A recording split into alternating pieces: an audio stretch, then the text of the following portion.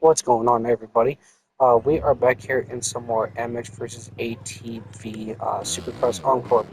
Now, so I actually did this. I did this video once before, um, but it didn't turn out to be the best. So I wanted to redo it for the sole purpose that I did end up finding a couple of other things out. Prior to that video being made. So we're actually going to go into it today. So if you guys remember my older video that I talked about the turning technique for this game, I think it was maybe a couple years ago or maybe like a year ago. I'm not entirely sure how long ago it was. But from that video, I actually ended up finding a couple of new things out here in the last month or so. So there's actually two different variants for this, and we're gonna start on the 250 because the 250 is actually a little bit more easier to actually handle. So we're going to kind of talk about that right now. So um, there's a couple of indicators, if you guys haven't known. There's a couple of indicators that actually tell you when to do this type of technique, and it's your feet. Now, when you guys are playing, I know that some people, just look at the back of the bike, and sometimes uh, you would be looking at the back of the rider or something like that. But for this game, it's probably better if you're like most likely have your eyes locked onto the rider's feet. Um, for to give you a couple of better indicators on how this could work. Now, of course, you have both the steering and everything. There's a couple of things with the way the bike handles. Now, there's a couple of things that we do need to know about the bike first. So, with how the controls work, left stick literally just deals with the turning, and there's also a little bit of a forward back motion on the left stick. Just kind of pushing down. It's very subtle if you go back, but it works better when you're using the right stick along with it. But mostly the bike just kind of you're literally just turning the bars. Now, for the right stick, you're doing the pivot. You pivot the bike side to side, forward to back. Forward, back, and then we got the pivot. The bike just kind of leans left and right and everything. And when you make the controls all together, um, it just makes a lot more flowy motions, but you have to know how to do it. So with that being said, um, let's get on to the technique. Now, with the technique, the 250 is a lot easier to do because it's a 250 and the bike feels a lot better than the 450s. I won't lie, but there's a couple of things that I will show you guys for specifically the 450 that will make these a little bit more better and make it control a little bit like the 250. But the controls on that are a little bit more, uh, I'd say, more complex than the 250. So, once again, most of the time, you're looking at those feet, literally. Just looking at the feet, and you will see the indicators. Now, when you initiate the turns, you would see that foot come up off the peg in a lot of turns. You will see him lift his foot off of the peg, and that will be your indicator to um, that will be your indicator to do the rest of the turn.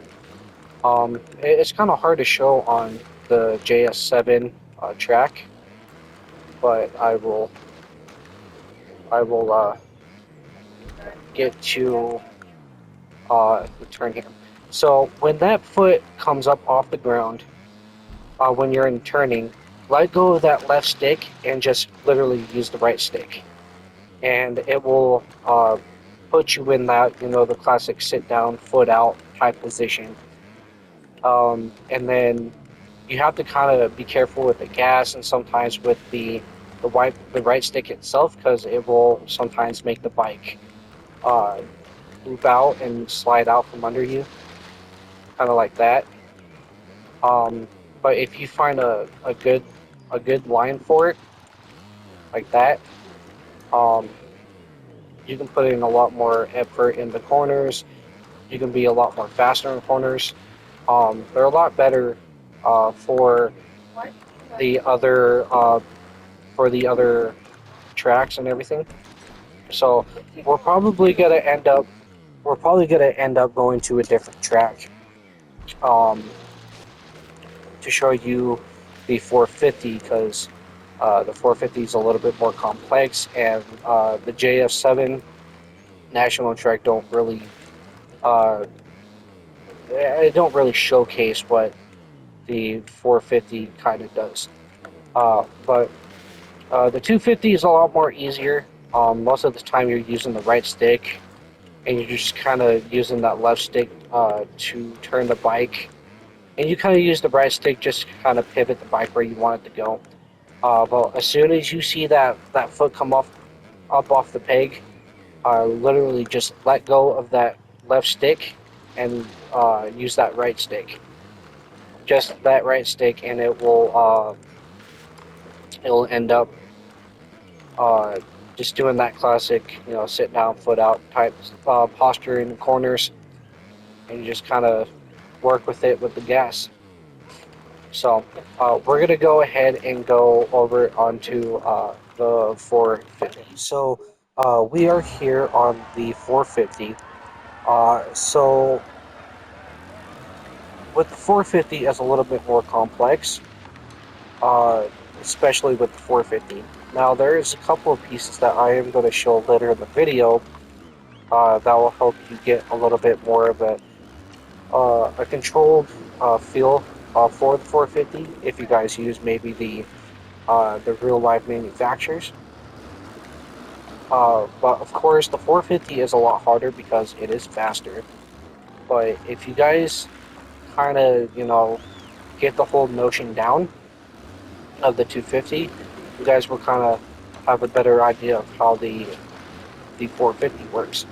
Now with the 450, you guys have to kind of coast into corners. Now let's see if we can get into a better corner. This is actually my favorite track in the game. I love this track. If you guys come in here, coast into the corner, literally. Coast in the corners and literally use both sticks coming in the corner while coasting, and then just use that, and also just use that left stick coming into corners like that. Most of the time you will coast kind of like that, and it'll give you a better chance to hit the corner a lot smoother, like that. And then you'll have the time to actually, come in and you'll have the time to come into another corner. So you come in, you literally use both sticks leading into the corner while coasting, and then when you get to a good corner, you just only use that right stick. Completely let off the left stick, use that right stick, and then when you're ready, get on the gas to get through the rest of the corner. Sometimes you can use the brake, if you're coming into a corner a little bit too fast or something like that. But it's kind of the same notion as the the 250, but it's just that you have to slow down for the turn a lot more. And with the parts on the bike, kind of helps it with uh, with that whole thing, especially with how these bikes typically would handle on most of these tracks. But you have more control over the you have more control on the bike than you do if you were to not have anything.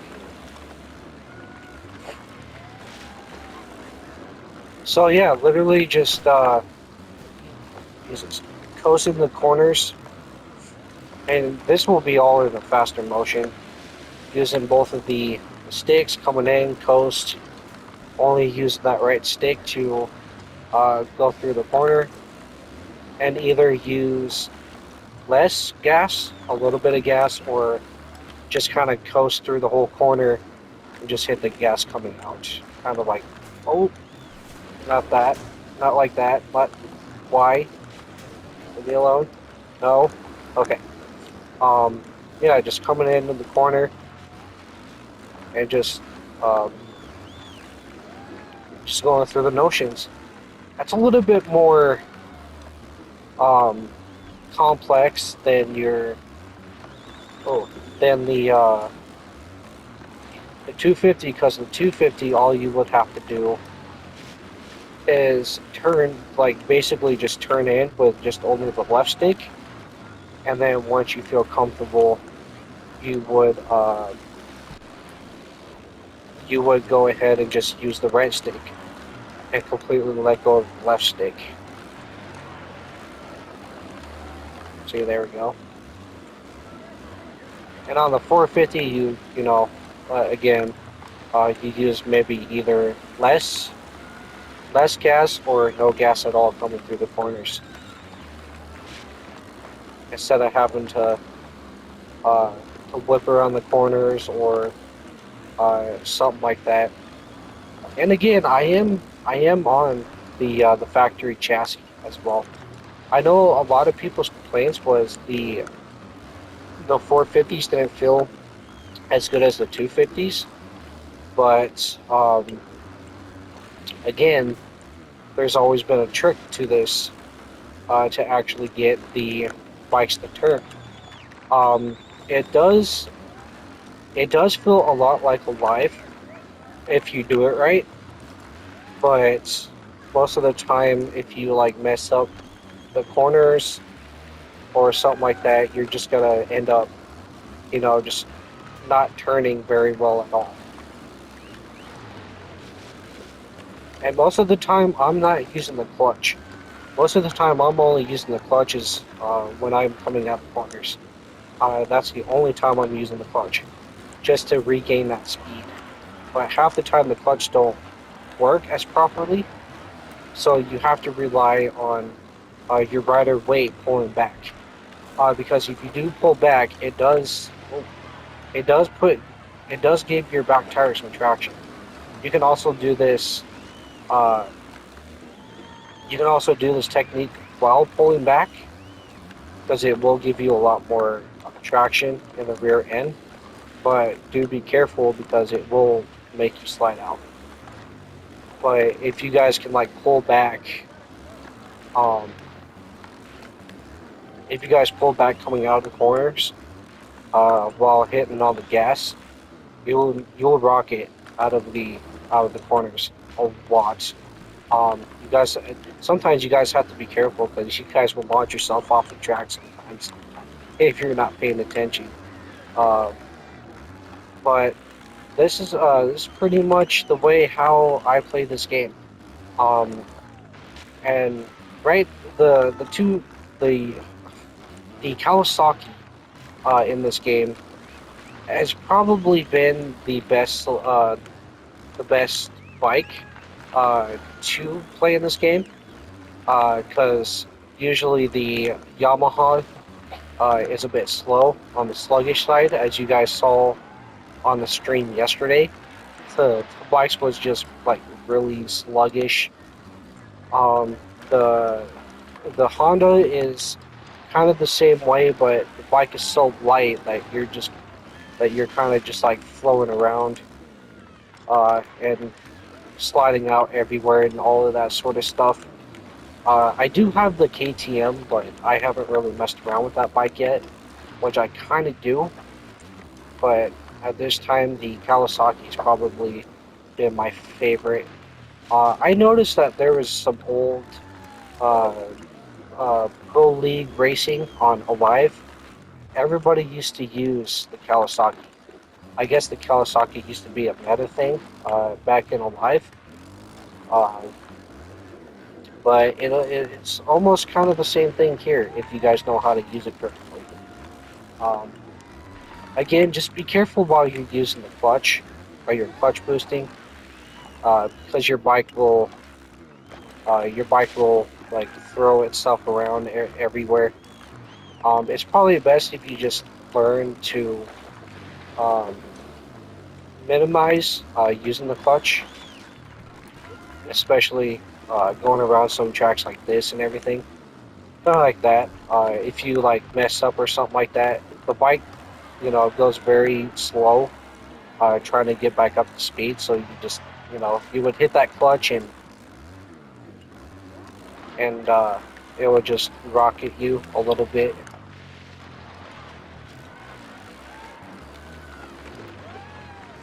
But it's even a bonus if you guys get into one of these ruts. You would you hook into them pretty decently if you hit them right, and you can rail a lot of the ruts that form in here. These little race lines and everything. If you guys get into them with this technique, you will roll through a lot of the corners. It's actually fun if you do it right too. Like this right here, you come in this little rut right here, hit it, and yeah, you will you will rocket through these corners. But if you don't do it right, you're just gonna fly off the track. So it's a very delicate thing. If you guys do get it right, it is really fun. So um, I think that's about it for this video. Oh, that's why. I'm actually going to show you guys some of the parts I've been using for the bikes. So we're going to go ahead and show you guys that right now.